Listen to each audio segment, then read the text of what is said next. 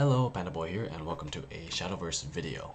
This video will be specifically teaching newer players how to draft and the general feel of Arena. So it's called Take Two. You build a 30 card deck by picking 15 pairs. So if you've never done it before, it's pretty simple. There's a pair of cards on the left and there's a pair of cards on the right. If you want a card on the left side, you have to take both. If you want a card on the right side, you have to take both. So it can be actually pretty tricky because you'll come across a situation where there might be a very good card paired with a really bad card. And then on the other side, there's just two mediocre cards. So what's better for your deck in general? The two mediocre cards or maybe the really good card that also has the really bad card. So it's pretty interesting. The specifics on what kind of cards should be taken over other cards, basically how good cards are. I'm going to be making a separate video class by class because it can get very detailed and there are cards that come up more often than others, which I'll highlight. But for now, we're going to go over how the game feels and what to look for in general when drafting. So there are specific cards on turn 4, sometimes on turn 5, that really swing the game around. A good example of this is Dragon Warrior. Dragon Warrior is a Dragoncraft card, as the name would lead you guessing to, and the evolve effect is deal 3 damage to an enemy follower. That's really good for 4 mana. For 4 mana, you're evolving, and you don't have +2/+2, as you would normally do when you evolve something, but it's got an insane evolve effect, and that is the general trend with a lot of these cards. And most of these classes have something that really help you come back on the board by either like pushing lots of minions out, like Floral Fencer is kind of on the opposite scale where it puts a lot of stuff out. So yeah, it summons a 1/1 and a 2/2, so it's got more stats, and it's better if you're not as far behind. But yeah, these cards are very good. They really swing the game around. So you'll really notice that Shadowverse is a game about swinging back and forth with the evolution points. At least when you don't have a very complex deck, that's basically what it is. And in Take Two, because you can't make a complex deck, you can't make like Dimension Shift, Runecraft. It's not gonna happen. That this idea of the game state swinging back and forth between each character, you see it a lot. It's very important when playing. So these kind of cards that kill something, and I mean obviously you don't have to worry about early game cards being like super impactful. Just having an early game card is important to trade with their early game cards so you don't fall far behind, because chances are you're not going to have any board clears. But those cards, a good example of a card that destroys a minion and also puts a minion out is a Art of the Ninja. So Art of the Ninja deals 4 to an enemy follower, and enhance 8, then summon a Ninja Master, which is a 4/4 with stealth. So, or ambush as the game calls it. Now this is a very good card for 2 reasons.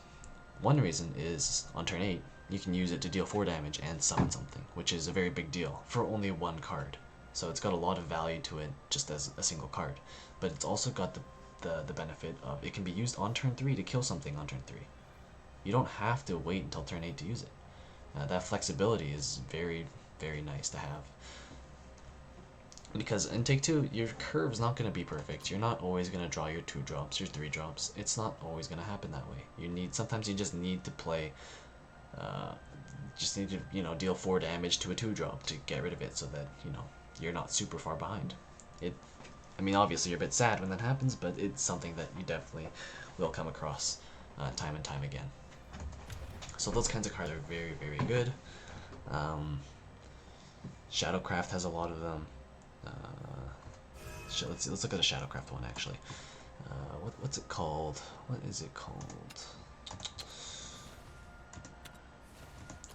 Shadowcraft. It's a charge one. Voices of Resentment. This is it. So you summon 2 ghosts, and enhance 8, give the summoned ghosts Bane. So the ghosts already have Storm. So when you give the ghost Bane, it basically means 8 mana, you can kill any 2 minions. It's pretty much it. And on turn 3, it does 2 damage, which isn't great, but the fact that on turn 8 you can also just kill 2 things, 2 of the biggest things you've ever seen, is a pretty big deal. So this is one of the best cards, and it's actually one that comes up quite a bit when you draft Shadowcraft, so which is another reason why it's relevant, because cards that come up often and are good make a class better. That's just how it is. Like even if a class like Runecraft has some of the most dominant decks. I mean, it's got Daria and it had Dimensional Shift. I don't really know if that's a thing now, but those are very good cards or good decks in Constructed. But even though they have all these cards that work well, synergize well together, they don't come up often enough. Like you're not gonna get like Daria and like all the like Levi, those cards that synergize well together. You're not gonna get them. So you need those cards that you get often and are pretty good in most situations and have a bit of flexibility. Like those are very good. So those are the kind of things to look out for. And in general, I mean, when you're drafting a deck, you should pay attention to the curve of the deck. So you want more 2-drops than generally any other card in your deck. Sometimes for different classes, having more 3-drops, that's just kind of how it'll happen, because I mean 3-drop isn't a 2-drop, but it's about as close as you can get. Because 1-drops aren't really you don't see a lot of 1-drops in Take 2. Occasionally you do, but in general it's about hitting that 2 into the 3 into the 4 curve, and hitting the 4th card isn't as important if you have a Dragon Warrior or something to bring you back onto the board, but that's specific like in-game stuff. So let's jump right into a game. So the class I have right now for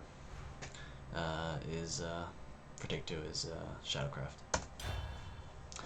This deck is it's not an outstanding deck, but it's a pretty good deck. It's got Bahamut and it's got a pretty decent curve. It doesn't have too many big answers, which could be a problem, but it's not the biggest deal in the world. There aren't too many situations where it'll matter, because you don't really deal with huge threats that require a hard answer. Hard answer being something that just outright kills something, like destroy a minion. You don't really need those as much. Okay, so I am going to keep Burial Grounds and Dark Conjurer. It's pretty good. Just stuff to play early on. That's really all you're looking for. Sometimes when you're going second, you can keep, like if you have like a Dragon Warrior, you can keep that, because it'll help you catch up anyways. And if you're a little behind, then that's fine, because it's very good at playing from behind. So those kind of specific things like that, where you can keep certain cards. But in general, you want to look for your turn 2, a turn 2 play, a turn 3 play, and just so on and so forth. Okay, so it's pretty straightforward right now. You just kind of want to play stuff. Playing against Bloodcraft is a little... Oh, wow. Well, you got me there. Yeah, you have to be a little bit cautious sometimes of bringing them below that 10 health, or getting them to 10 health and lower. Just because of the fact that there are so many Vengeance cards out there, and the cards kind of... they can really suck unless they have the Vengeances available. Okay, so let's see here. So my hand is pretty weak right now. I think I don't want to trade this into there. It's not really doing too much. So I can't play Necrosense, so I'm gonna play Dark Conjurer. And I'm gonna evolve it to kill this 3/4 instead of using this 3/2. It also develops a threat. Save the execution for something bigger, because he's definitely gonna have something bigger than a 3/4. But yeah, things are not looking very good right now. Just the amount of value in my hand is very low. Yeah. It's a bit unfortunate, but I do curve pretty high with this deck. Like I do have some pretty big stuff, so it shouldn't really be too much of a problem. And as you can see here, this 4-drop just completely destroyed me. He destroyed 2 very big threats, and he also, you know, has a 4/1 that I have to deal with. Like it kills my Malicious Ghost, it kills anything I want to play, so it's very problematic. So I think what I'll do is just play a Malicious Ghost, and I can't really afford to use an evolution point here. So I'm gonna take a bit of a beating, but I'm just gonna have to accept that. So what I really want to draw is something I can play with Necro Assassin. Yeah, that's basically what I need to do, because I need to be able to kill 2 things. I'm powerless for now. Okay. So he was able to save an evolution point this way. So yeah, I'm pretty far behind, but that is a very good draw. So this way I'm able to kill both of his minions, and I still have a 3/3 on board. So don't get me wrong, I'm very far behind right now, but that can be changed, you know. If I just get like a few good draws in a row, then I'm set. I do have a lot of shadows. My deck won't really be able to utilize that most of the time. Wow, he's got a very... Okay, it's quite interesting. Okay, so we'll just... That's a pretty good draw. I do take a bit of damage, but it doesn't really matter. If you fall behind on board, you could just lose to a 1/1 dealing like it doesn't like it's relevant, but not very relevant. I guess this is the best way to put it. Okay, so I am going to evolve here, just because when your hand is a bit smaller, you kind of have to go a bit more all in on controlling the board.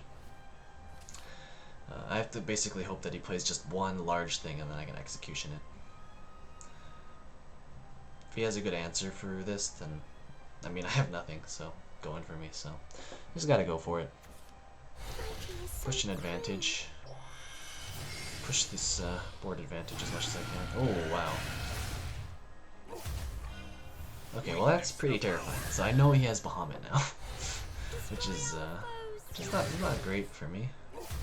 I'm not gonna lie, it's not the great, because I'm already having difficulty dealing with just medium-sized threats. But you know, just gonna have to do what I can, I suppose. The king reigns again. Yeah, I can't very well execution his 6/4. I mean, execution on that is not bad, but when he has a Bahamut in hand, I already know he has a Bahamut in hand. I can't really throw away my execution. I might have to though. Oh, okay, this is interesting now. Okay, so what I'm actually gonna do here is I'm gonna execution this. I have transcended death. Do I want to hit him?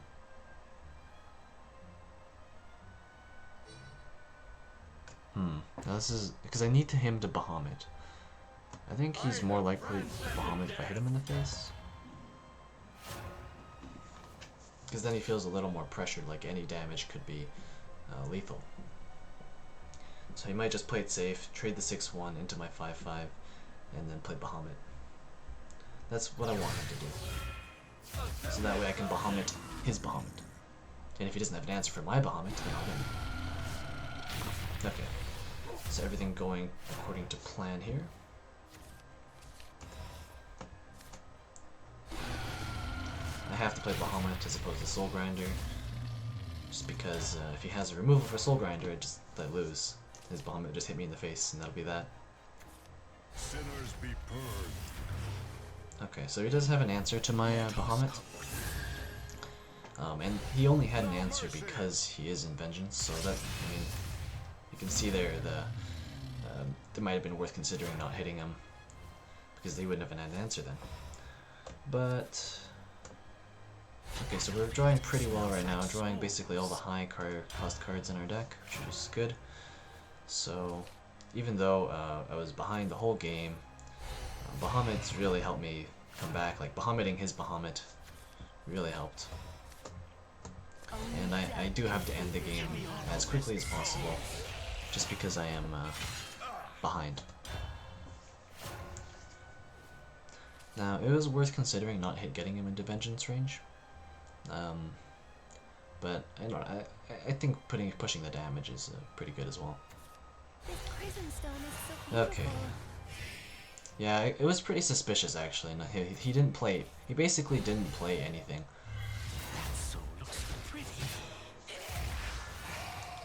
Which is. So he probably has. Okay.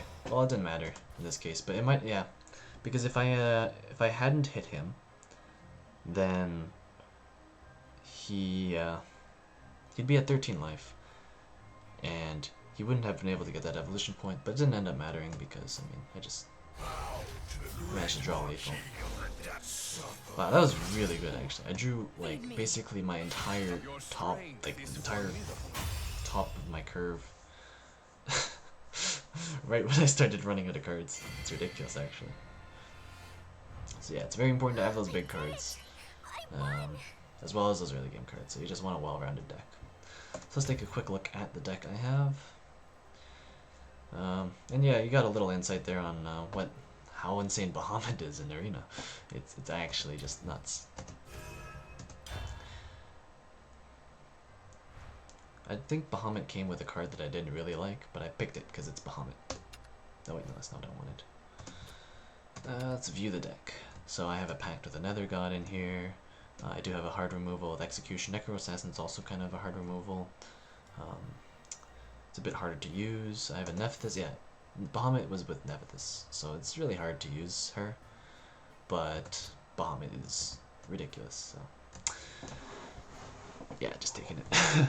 I have a lot of shadow generation. Not too much that actually uses shadow, which is it's better to have more shadow generation than shadow users. Yeah. So there you go. That was my quick little. I mean, I hope you got a feel for how Arena is. Again, if you're a more experienced player, then you've probably already left by now. But I will be making a more detailed guide on every single class because I barely touched upon any of the specifics of drafting. Like, I didn't even go over the draft just because I realized when I was recording it that there was just way too many things to talk about. So I just thought I'd make a separate video for every single class. So yeah, there you go. Hope you enjoyed this video. If there's any questions you have for me, just leave them down in the comments. And yeah, that'll be it. So I'll see you in the next one.